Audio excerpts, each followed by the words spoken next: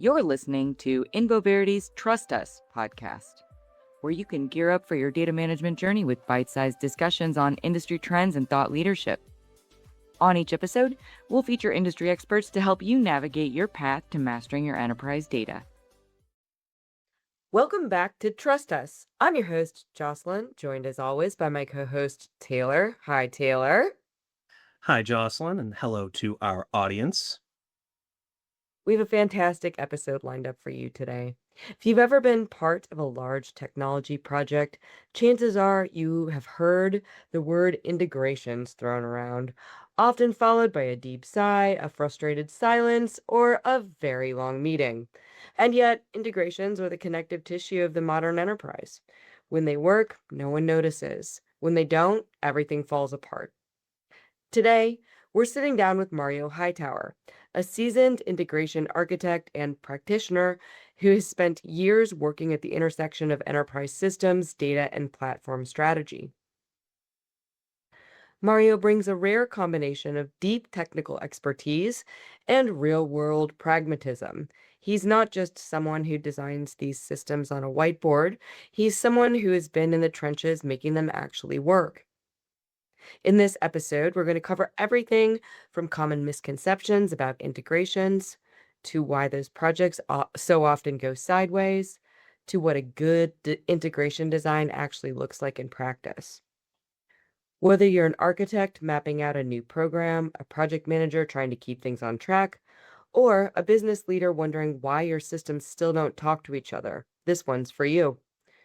Let's get into it. Mario, welcome to Trust Us. Thank you so much for joining us. Would you mind introducing yourself to our listeners? Thank you, Taylor and Jocelyn. I'm a principal architect at Infoverity over the last 5 years. I have around 20 years of IT experience focused on enterprise data and integration strategy. My work centers around designing scalable and resilient integration ecosystems, connecting systems, enabling data flow, and ensuring that integrations align with business outcomes rather than just technical execution. Well, thank you for joining us, Mario. You and I have had the pleasure of working together a couple of times on a couple of different projects, and I know firsthand that you are an absolute wealth of knowledge and experience. So my first question for you today, what are some of the common misconceptions that people have about integrations? Common misconceptions about integrations. Some things that you hear often is it's just APIs. Integration is much broader. Events, data pipelines, messaging, orchestration, and governance. Another misconception you hear about is real time is always better. Not everything needs to be real time. Overusing it can increase cost and complexity. Another thing that we always hear about is it's a one-time effort. Integrations evolve continuously as systems, schemas, and business rules often change. Another misconception is tools solve everything. So success depends on more architecture, contracts, and processes than the tools itself. And I think that's a great segue into the next question as well. I'll ask it more explicitly, but you already started to cover this. With integrations being a part of almost every project, and almost always those are being managed as a separate work stream. When you're planning a project or a program, how can you ensure consistent alignment and timing? That's a very good question. I would always say when you're developing these systems, make sure that you define integrations early on, not after you build after you start your build. I would also say integration delivery must be tied directly to your product release and milestones. Another thing that we would always consider is establishing architecture reviews and integration standards up front. And then use stub simulators and some other things to develop in parallel. Integration should not be downstream. One of the guiding principles should be it should always be designed, it should always be co-designed with your core system development. Mario, with that in mind and kind of understanding where to start planning and some of those best practices, why do integrations projects fail? Is it the data, the technology, the process? Is it a combination of the three? I would say it's a combination of all of them. Data, Usually it means that it's unclear ownership, poor quality, inconsistent definitions, process, lack of governance, unclear SLAs, weak change management. Then also technology. Sometimes you have wrong patterns defined, over engineering, a lot of point-to-point design.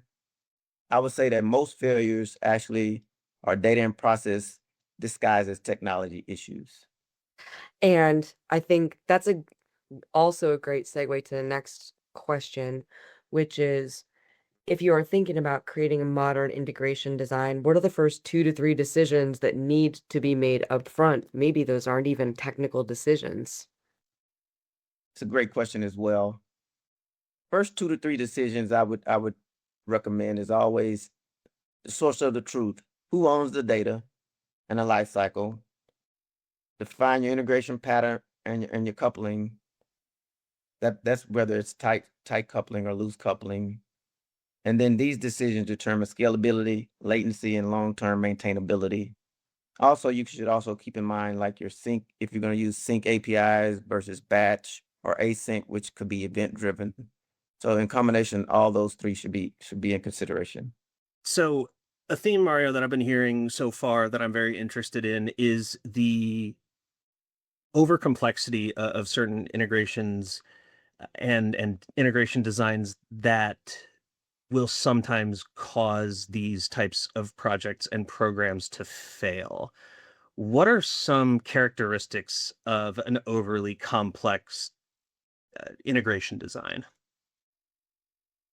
One of the characteristics of overly complex integration design, I would say, is like a lot of like spaghetti point-to-point integrations.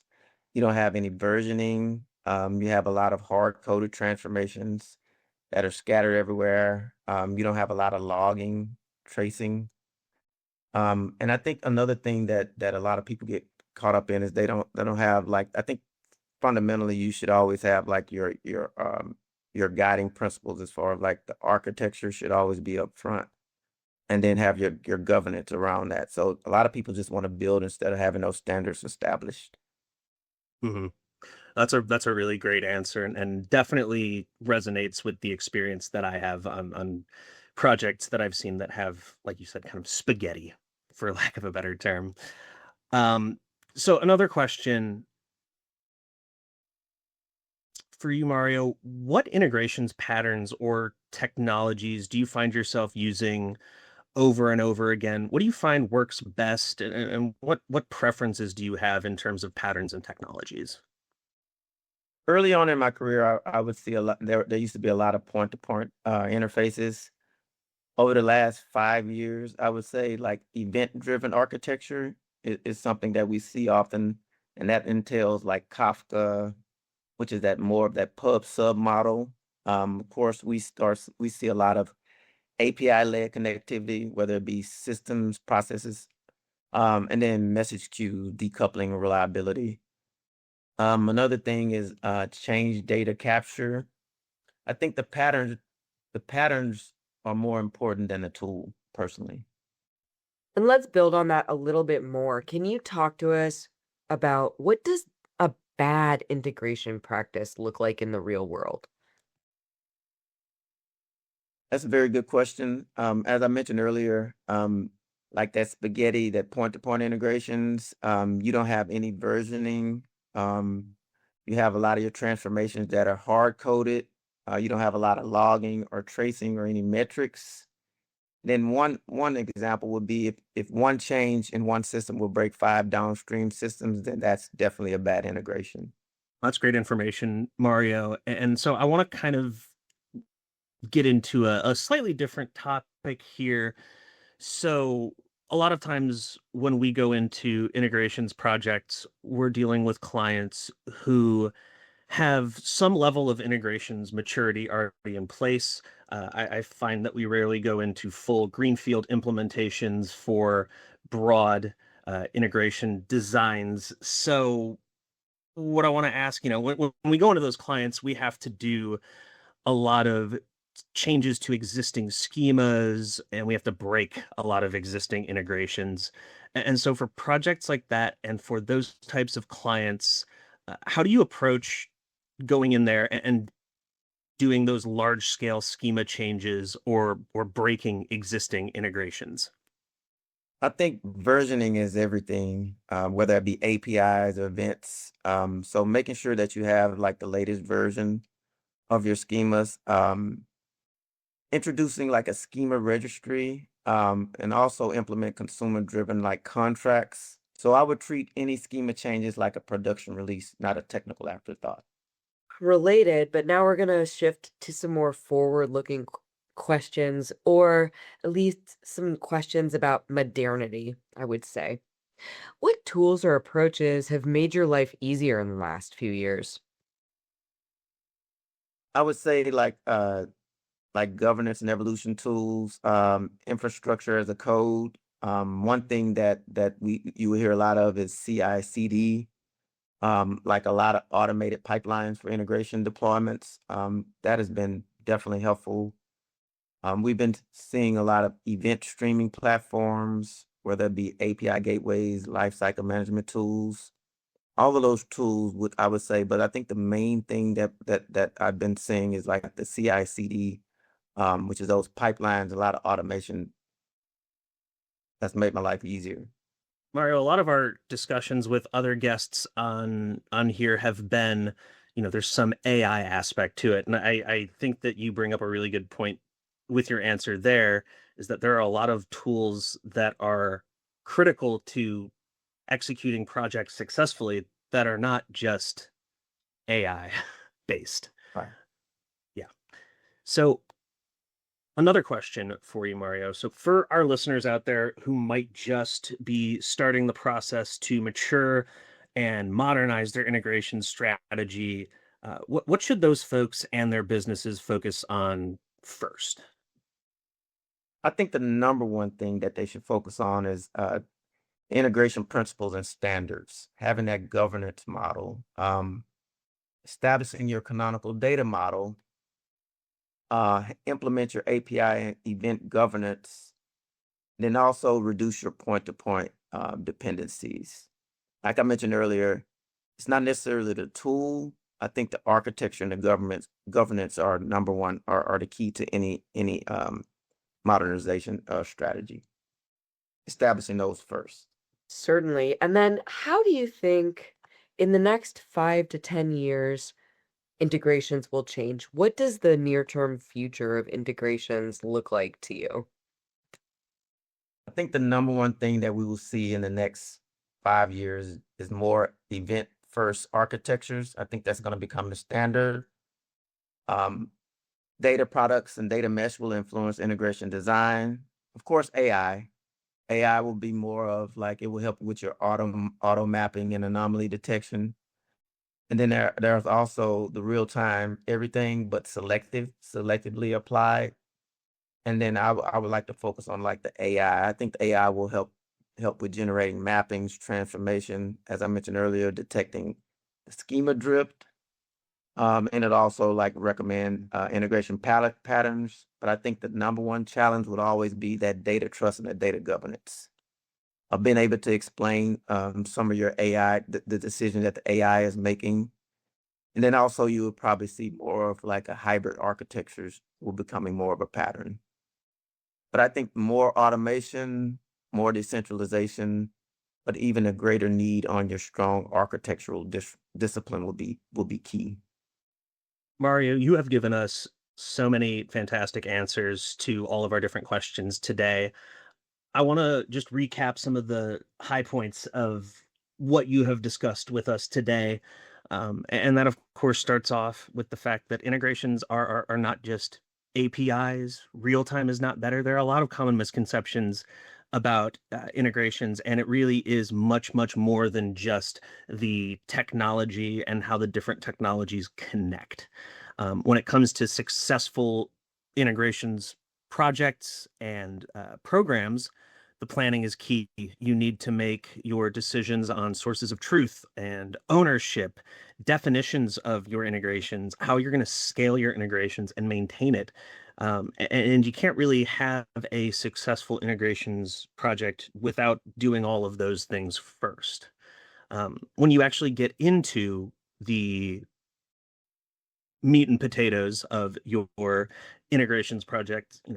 The important aspects of that are in part technology, of course, but just as important as the technology is the way that you manage it, the way you govern it, the way that you have the infrastructure around your code, the way you version things. These are very critical to the success, not just the implementation of the technology in itself. And so, Mario, you've got some great recommendations for our listeners out there that might be engaging in some of these modernization efforts. Lean on those standards, the standard principles of integrations. Lean on your data governance. Things are going to change. Technology is going to develop. AI will continue to become more prevalent, but there is no substitute for strong architecture and strong bases of knowledge. Those are things that AI simply can't replace, and those are things that will remain critical to successful integrations projects in perpetuity. Is there anything else that you would like to discuss or cover that I didn't cover off on just now? No, that was a great segue, but I did want to close with great integration architect isn't about connecting systems. It's about enabling the business to move faster, change safely, and scale confidently. Mario, I could not have possibly said that better myself, and I think that that's a great sentiment to leave our listeners on. So we'll go ahead and wrap up with that. But Mario, once again, thank you so much for joining us today on Trust Us. I'm really excited that we got to bring your wellspring of knowledge onto our show, and that we gave you an opportunity to share all of the insights that you have with our listeners. Mario, thank you so much. Thank you for your time. For more than a decade, Infoverity has been established as an industry-leading consultancy specializing in solving enterprise data management business problems with best-in-class technical solutions. Our firm has consultants located around the globe, with headquarters in Columbus, Ohio, and Valencia, Spain. If you'd like to learn more about how we can help you, please visit our website at infoverity.com. We've also included additional contact information in the show notes.